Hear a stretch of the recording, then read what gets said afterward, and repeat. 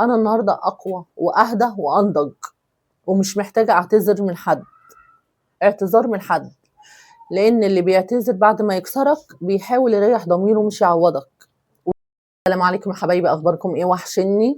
معاكم رانيا فضفضة قلبي مع رنوش، ويا رب تكون القصص اللي بانزّلها بتعجبكم، واستنى كومنتاتكم الجميلة، واستنى رأيكم وتقولوا لي طبعًا من أنهي البلد.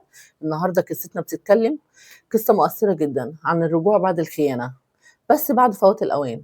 قصة تخلّي بنت قوية، كل بنت قوية تحس إنها مش لوحدها. كنت فاكرة لمّا يغلط ويرجع هافرح، كنت فاكرة إن قلبي هينسى الوجع أول ما أشوفه واقف قدّامي، بس لمّا رجع ما حسيتش غير بالبرد.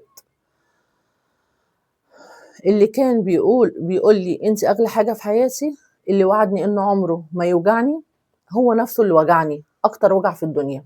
طبعًا وجع الخيانة وجع وِحِش.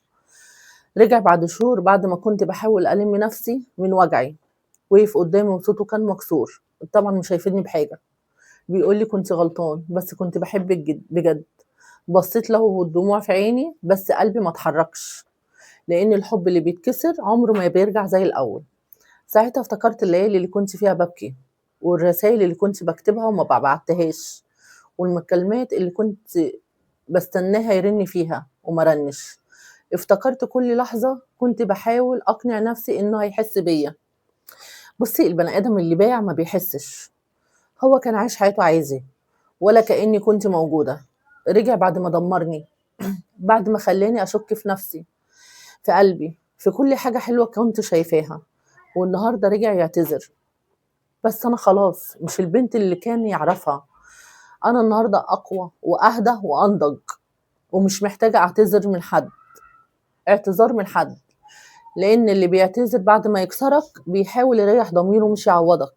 وطبعًا أنا مش عايزة أريّح ضميره، خلّيه يتألم. وقفت قدّامه وقُلت له بكل هدوء: مش كل غلط بيتصلّح، ومش كل حد بيرجع يتن نستناه. شكرته على الوجع، على الدرس، على الوجع اللي خلّاني أفهم إن الحب مش كلمة، الحب فعل، واللي بيحب بجد ما يوجعش. خرج من حياتي تاني، بس المرّة دي أنا اللي قفلت الباب. عارفين إحساسي بعد كده؟ راحة، لإن خلاص ما بقاش عندي خوف من الفقد. اللي راح خلّاني أحب نفسي أكتر، وأفهم إن اللي بيرجع متأخّر بيرجع غلط، وده اللي هو ما فهمهوش. أنا لمّا كنت باعيّط عليه كنت لسه باحبه، بس لمّا بطّلت أعيّط كنت خلاص نسيت. ما تستنيش الاعتذار من اللي وجعك، لإن في ناس بتعتذر عشان تريّح ضميرها، مش عشان ترجّعك، وساعتها تكوني أنتِ اللي انتصرتِ، لإنِّك وقفتِ على رجلِك من غيرهم. ده صح. ما تستنيش أي اعتذار من واحد. معلش، الخيانة وِحشة، واحد غدر بيكِ، واحد أنتِ كنتِ عاملة له كل حاجة وهو ادّاكِ في ضهرِك. الخيانة دي أكنه واحد ما صانش العِشرة اللي ما بينِك وبينه. عشان كده أنتِ صح، كمّلي في الطريق واقوي. أمّا تحسّي الواحد باعِك، اقوي أنتِ، اقوي باللي حواليكِ. هو هييجي في يوم ويندم على اللي هو عمله فيكِ. ده رأيي، واستنى كومنتاتكم الجميلة. مع السلامة.